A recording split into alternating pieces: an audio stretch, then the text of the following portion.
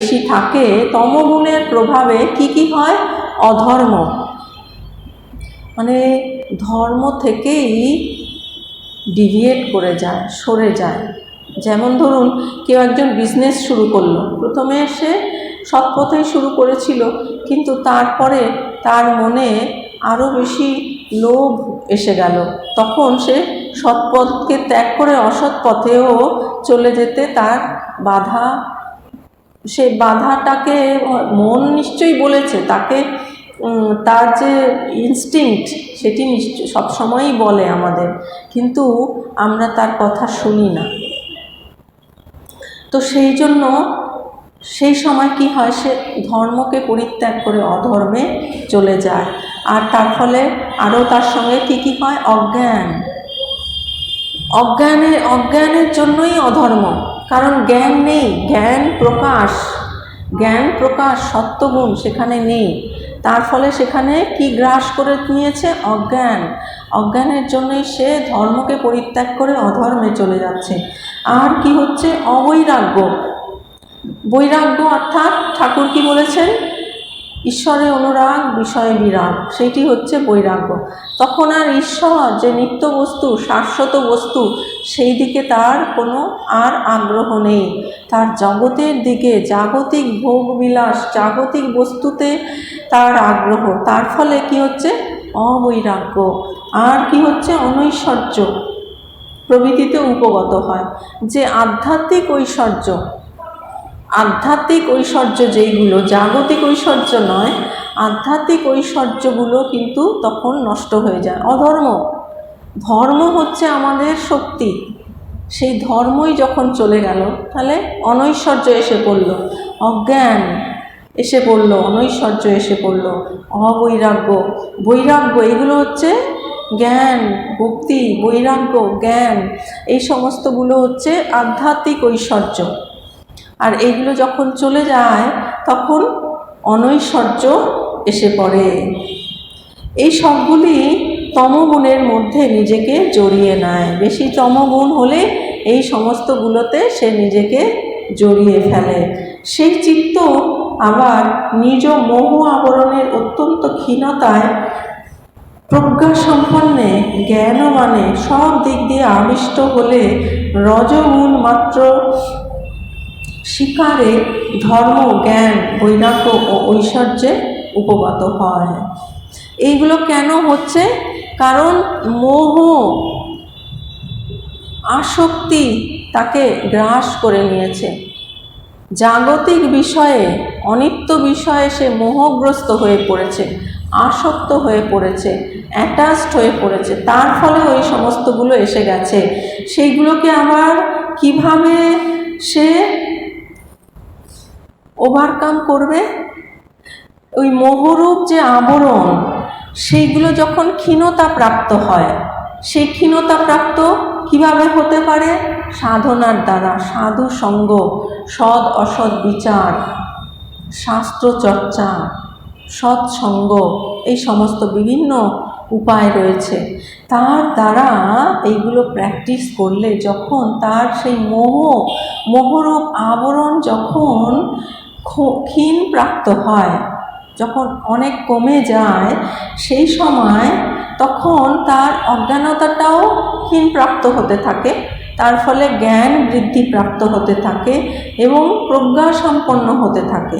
তখন সব দিক দিয়ে আবিষ্ট এই সমস্ত জ্ঞান, প্রজ্ঞা, ঐশ্বর্য এগুলোতে আবিষ্ট হলে তখন কি হয়?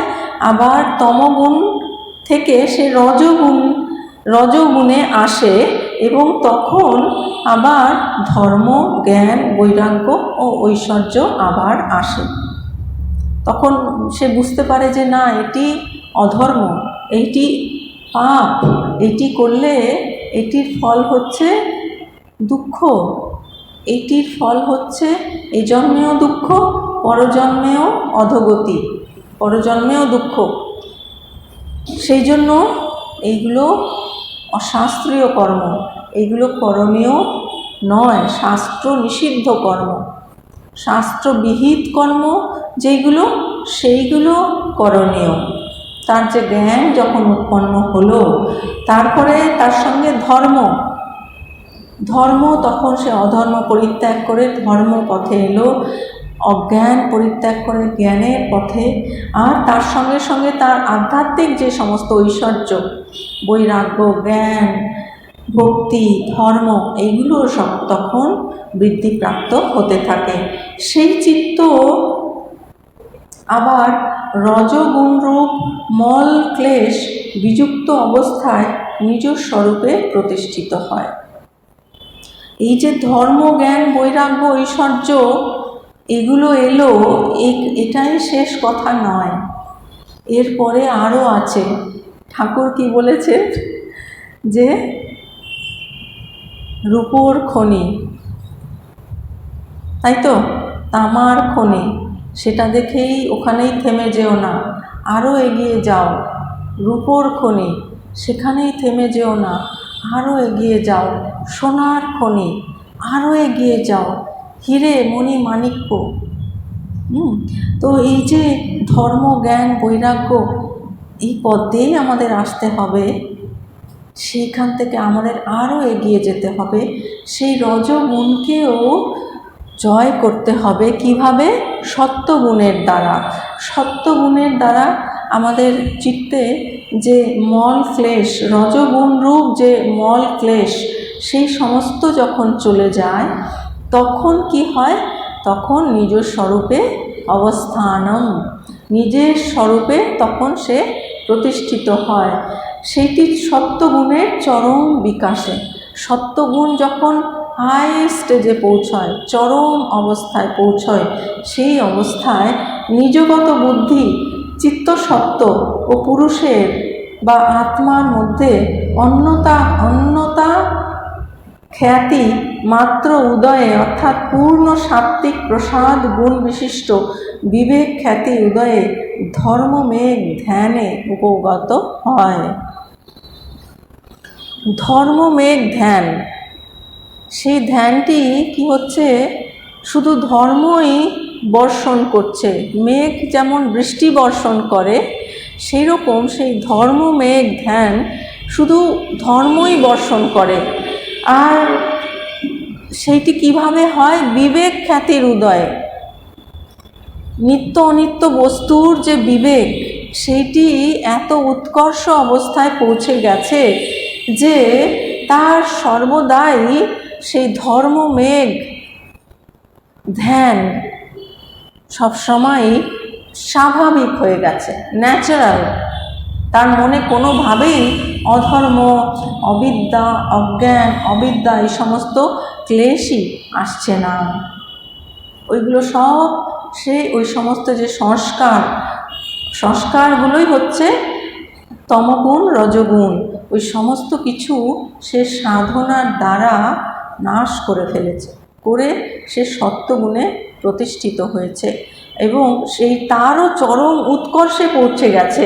শুধু সত্যগুণে যে এসে পৌঁছেছে তা নয়, সত্যগুণেরও চরম উৎকর্ষে পৌঁছে বিবেক খ্যাতি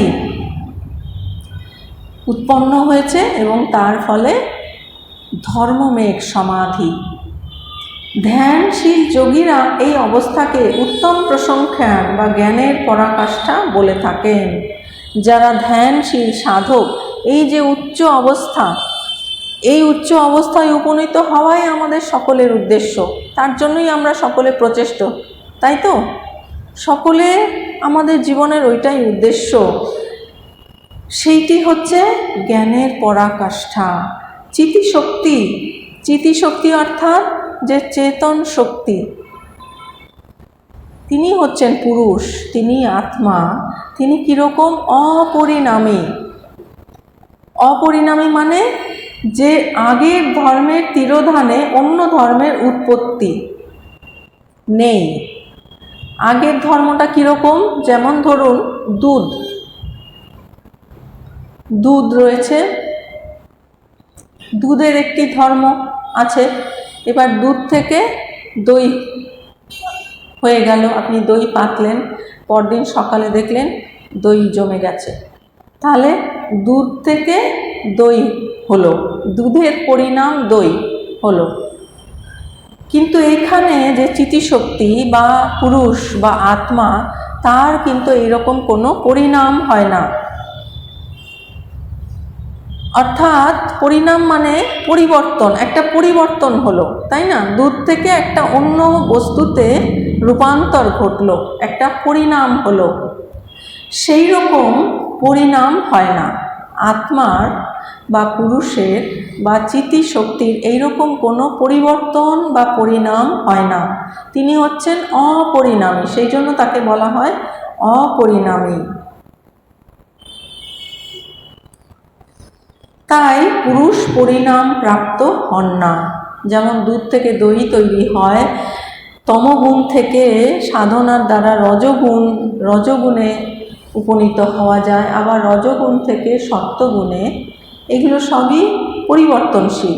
কিন্তু যেটি পরিবর্তনশীল সেটি হচ্ছে পরিণামী, কিন্তু আত্মাতে এরকম কোনো পরিবর্তন হয় না, তাই বলা হয় অপরিণামী। তাই চিতিশক্তি অপ্রতিসংক্রমা, তার মানে কোনো প্রকার কার্যে বা বিষয়ে সঞ্চার শূন্যা। কোনো কাজ, কোনো কিছুতে প্রবৃত্ত হতে গেলেই সেখানে কি দরকার? রজগুণ। আর রজগুণটা হচ্ছে প্রকৃতির মধ্যে। আর যিনি চিতিশক্তি পুরুষ আত্মা, তিনি হচ্ছেন অপ্রতিসংক্রমা, সেখানে কোনো কার্যে বা বিষয়ে সঞ্চার শূন্যা, কোনো কার্য বা বিষয়ে তিনি প্রবৃত্ত হন না, সঞ্চারিত হন না। তাই চিতিশক্তি দর্শিত বিষয়া, চিত্তের বিষয়রূপ পরিণতিতে সে সেই বিষয় পুরুষকে প্রদর্শন করায়। এ ভাবের হওয়ায় চিত্তে যে সমস্ত বিষয়গুলো আসে, যেমন আপনি একটি সুন্দর দৃশ্য আপনার সামনে এলো, সেই দৃশ্যটি আপনার যে ইন্দ্রিয়, দর্শনেন্দ্রিয়, সেইটির দ্বারা সেটি সে দর্শন করলো, তার সঙ্গে মনও সংযুক্ত হলো। মন সংযুক্ত হয়ে সেই দৃশ্যটি আপনার চোখের পেছনে যে পর্দা রয়েছে, যাকে বলা হয় রেটিনা, সেই পর্দায় সেই দৃশ্যের ছবিটি পড়ল। তারপরে আর কিন্তু সেই ছবিটি নেই। সেই ছবিটি তখন কি হলো? ইলেকট্রিক্যাল ইম্পালসে রূপান্তরিত হয়ে গেল। ইলেকট্রিক্যাল ইম্পালসে রূপান্তরিত হয়ে সেইটি চলে গেল আপনার ব্রেনে, পেছনে অক্সিপিটাল লোবে চলে গেল, with the help of mind. আর মাইন্ড যদি না থাকে তাহলে কিন্তু হবে না। সেই যে ইম্পালসটা আপনার ব্রেনে চলে গেল, সেইটি এবার চিত্ত দেখালো আত্মার সামনে, পুরুষের সামনে বা চিতিশক্তির সামনে, সেইটি দেখালো এই যে এই বিষয়। সেই জন্য তাকে কি বলা হলো? দর্শিত বিষয়া। চিত্তের বিষয়রূপে পরিণতিতে সে সেই বিষয় পুরুষকে প্রদর্শন করায়। ক্লিয়ার হয়েছে এই বিষয়, এই জায়গাটা বুঝতে পেরেছেন? যে যেই জিনিস ইন্দ্রিয়ের সামনে ইন্দ্রিয় গ্রাহ্য যে সমস্ত বস্তু, সেইগুলো ইন্দ্রিয় ওই বস্তুগুলোর আহরণ করলো, সেই বিষয় ইনফরমেশন আহরণ করলো, করে সেইটি রেসপেক্টিভ ব্রেনের জায়গা আছে আমাদের, যেমন চোখের একটা এরিয়া ব্রেনে রয়েছে, কর্ণের আরেকটা এরিয়া, এই যেই এরিয়ার জন্য রেসপন্সিবল আমাদের ব্রেনে, সেই এরিয়ায় সেই সমস্ত ইম্পালসগুলো চলে যাবে। সেই ইনফরমেশনগুলো সেই ইন্দ্রিয় থেকে ব্রেনে পাঠাবে, ব্রেন থেকে সেইগুলো ইম্পালসে রূপান্তরিত হয়ে সেইগুলো ব্রেনে চলে যাবে। তারপরে সেই ইনফরমেশনটা চিত্ত আত্মার সামনে তুলে ধরবে। এই হচ্ছে প্রসেস। তো সেই জন্য আত্মা শুধু ওই যে চিত্ত যেগুলো দেখায়, তিনি সেইগুলো দর্শন করেন। তিনি নিজে কিন্তু কোনো কিছু তৈরি করেন না বা কোনো কিছু পরিণতি বিষয়ে তিনি কোনো হস্তক্ষেপ করেন না। সেই জন্য বলছেন চিত্তের বিষয় রূপে পরিণতিতে, চিত্তের যে সমস্ত বিষয়, পরিণতি মানেই হচ্ছে পরিবর্তন, আর পরিবর্তন মানেই হচ্ছে প্রকৃতি। আর পুরুষ হচ্ছে প্রকৃতির থেকে ভিন্ন, সম্পূর্ণ আলাদা। তিনি হচ্ছেন অপরিবর্তনশীল, আর যা কিছু পরিবর্তন সব হচ্ছে প্রকৃতিতে। সেই জন্য এই প্রকৃতিতে যে সমস্ত পরিবর্তনগুলো হচ্ছে, এই যে আমাদের ইন্দ্রিয়, ব্রেন, চিত্ত, মন, এই সমস্ত কিছুই কিন্তু প্রকৃতির মধ্যে। সেই প্রকৃতির মধ্যে চিত্তের বিষয় রূপে পরিণতিতে সেই বিষয় পুরুষকে প্রদর্শন করে। অর্থাৎ অন্য কথায় বলতে গেলে প্রকৃতিতে যে সমস্ত পরিবর্তনগুলো হচ্ছে সেই সমস্ত পরিবর্তনগুলো সে পুরুষের সামনে তুলে ধরে। পুরুষ সেটি শুধু দর্শন করে। তিনি হচ্ছেন রাজাধিরাজ। তিনি ওই সমস্ত পেয়াদা ওই ধরনের কাজ তিনি করেন না। ওই সবগুলো ইন্দ্রিয়, চিত্ত এই সমস্ত করে। এই রকমভাবে হওয়ায় চিতিশক্তি শুদ্ধা ও অনন্তা। তাহলে চিতিশক্তি প্রথমে কীরকম ছিল? অপরিণামী, তার কোনো পরিবর্তন হয় না। তার ফলে তিনি অপ্রতিসংক্রমা, তিনি কোনো কাজে লিপ্ত হন না। তার ফলে তিনি দর্শিত বিষয়া, তিনি শুধু বিষয় দর্শন করেন মাত্র, তিনি কোনো কিছুতে ইনভলভ হন না। তার ফলে তিনি কীরকম? তিনি হচ্ছেন শুদ্ধা এবং অনন্তা। শুদ্ধা, শুদ্ধ মানে যেটি পিওর, পবিত্র। পিওর পবিত্র কাকে বলা হবে? যেটির মধ্যে অন্য কোনো কিছুর সংমিশ্রণ নেই। যেমন বলা হয় যে 24 ক্যারেট গোল্ড, তার মধ্যে অন্য কিছু খাদ নেই, একদম পিওর গোল্ড। আর যখনই কিন্তু সেই পিওর গোল্ড দিয়ে কিন্তু গয়না তৈরি হবে না। গয়না তৈরি করতে গেলে তার মধ্যে খাদ মেশাতে হবে। তাই এই পুরুষ তিনি হচ্ছেন ওই রকম 24 ক্যারেট গোল্ডের মতো, তার থেকে আরও অনেক শ্রেষ্ঠ। যেহেতু তিনি এই রকম, তিনি হচ্ছেন অপরিণামী, অপ্রতিসংক্রমা, দর্শিত বিষয়া, সেই জন্য তিনি শুদ্ধা, একদম পিওর। তার মধ্যে কোনো অপবিত্রতা, কোনো মিশ্রণ, কোনো কিচ্ছু নেই। আর অনন্তা, তিনি হচ্ছেন অনন্ত, ইনফিনিট, তার শেষ করা যাবে না। যেটি হচ্ছে শেষ হবে সেইটি হচ্ছে প্রকৃতি, সেটি হচ্ছে জড়। আর যার কখনো শেষ হবে না সেইটি হচ্ছে চেতন। তাই তিনি অনন্তা, ইনফিনিট। ইনফিনিট থেকে ইনফিনিট বিয়োগ করলে কি হয়?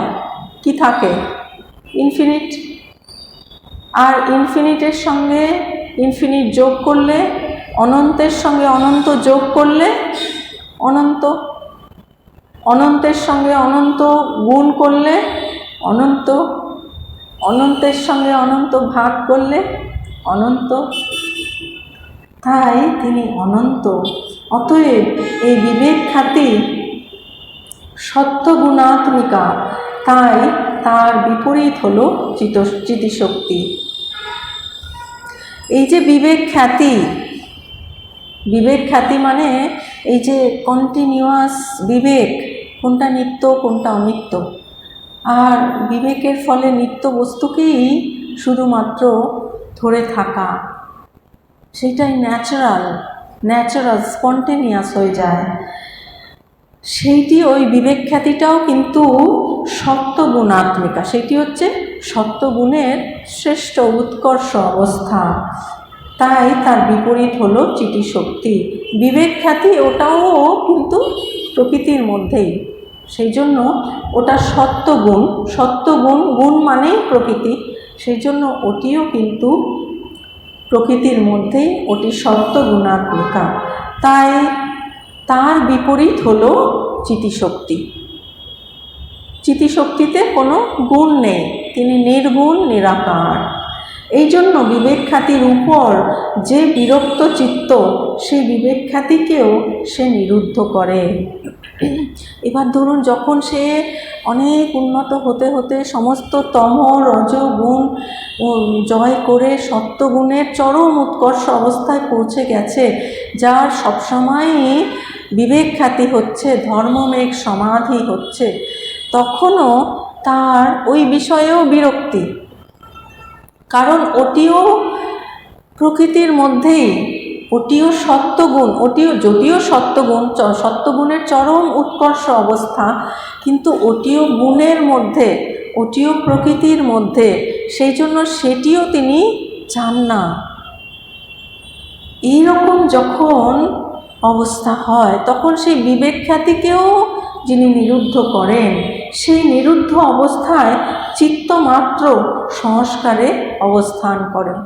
তখন শুধুমাত্র সেই সংস্কারে, তার যেরকম সংস্কার আছে, কি সংস্কার হবে আর তখন সেই সংস্কারে, সে অত্যন্ত উন্নত সংস্কার হবে, সেই সংস্কারেই তখন অবস্থান করে। আর অথবা তার কোনো, সে সমস্ত সংস্কার মুক্ত হয়ে যায়। যদি সংস্কার থাকে, সেটি অত্যন্ত উৎকর্ষ শ্রেষ্ঠ সংস্কার থাকবে, এবং সেইটি হচ্ছে ধর্মমেঘ সমাধি, বিবেক খ্যাতি।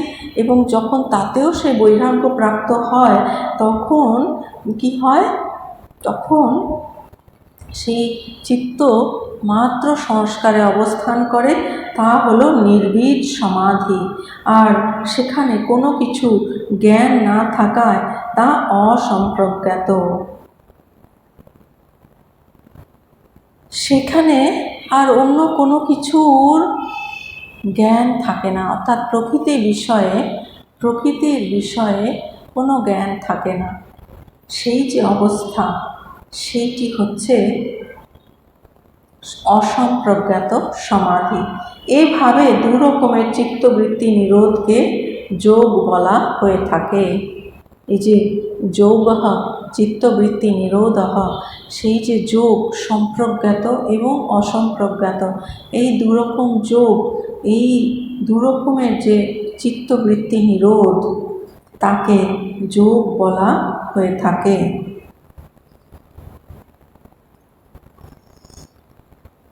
এখন আমরা ধ্যান করব। প্রথমে আমাদের কোমর, পিঠ, ঘাড় এবং মাথা সোজা থাকবে। ভগবান শ্রীকৃষ্ণ যেমন বলেছেন, সমং কায় শিরগ্রীবম ধারয়ন্ন চলম স্থিরঃ। তারপরে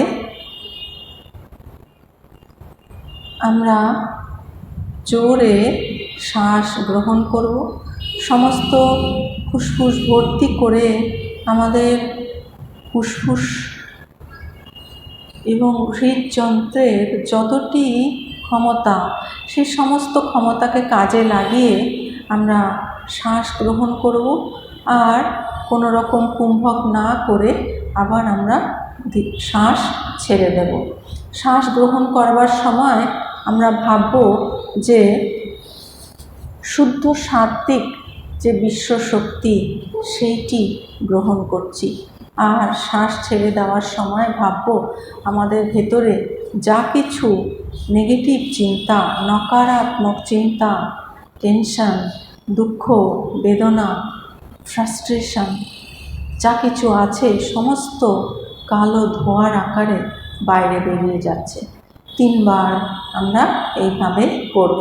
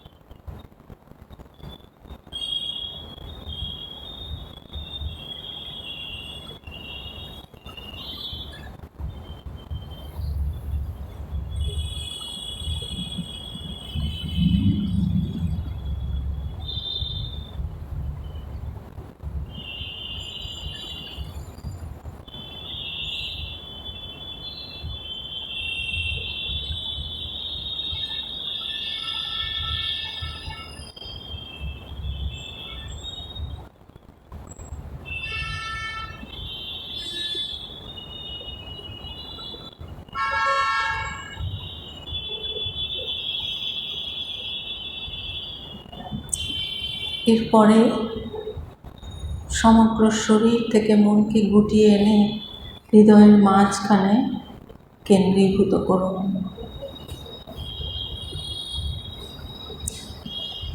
হৃদয়ের মাঝখানে এই যে আমাদের অঙ্গ প্রত্যঙ্গগুলি রয়েছে, হার্ট, লাং, কিডনি ইত্যাদি, সেগুলো এখন নেই।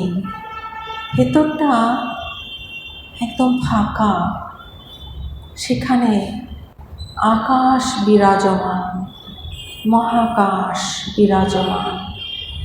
সেটি হচ্ছে হৃদয় আকাশ, চিদাকাশ, দোহরাকাশ। সেইটি হচ্ছে হৃদয় গুহা। সেই হৃদয় গুহা অন্ধকারাচ্ছন্ন নয়, সেটি আলোকে পরিপূর্ণ, জ্ঞান প্রকাশে পরিপূর্ণ। সেইখান থেকে ধ্বনিত হচ্ছে ওঙ্কার। আমরা সকলে সেই ওম উচ্চারণের মাধ্যমে সম্প্রজ্ঞাত সমাধি অভ্যাস করব। সকলে আমার সঙ্গে বলুন,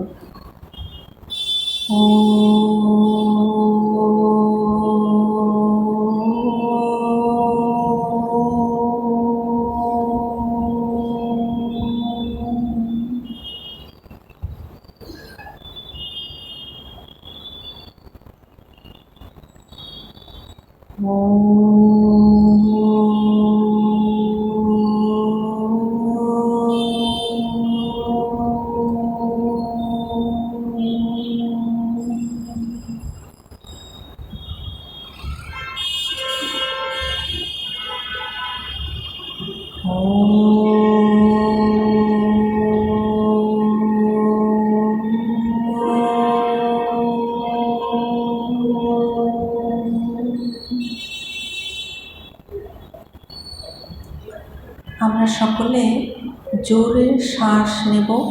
শ্বাস ছেড়ে দেওয়ার সময় ওম উচ্চারণ করতে করতে ছেড়ে দেব। আর ছেড়ে দেওয়ার পরে আমরা খানিকক্ষণ নিস্তব্ধ থাকব। জোরে শ্বাস নিন।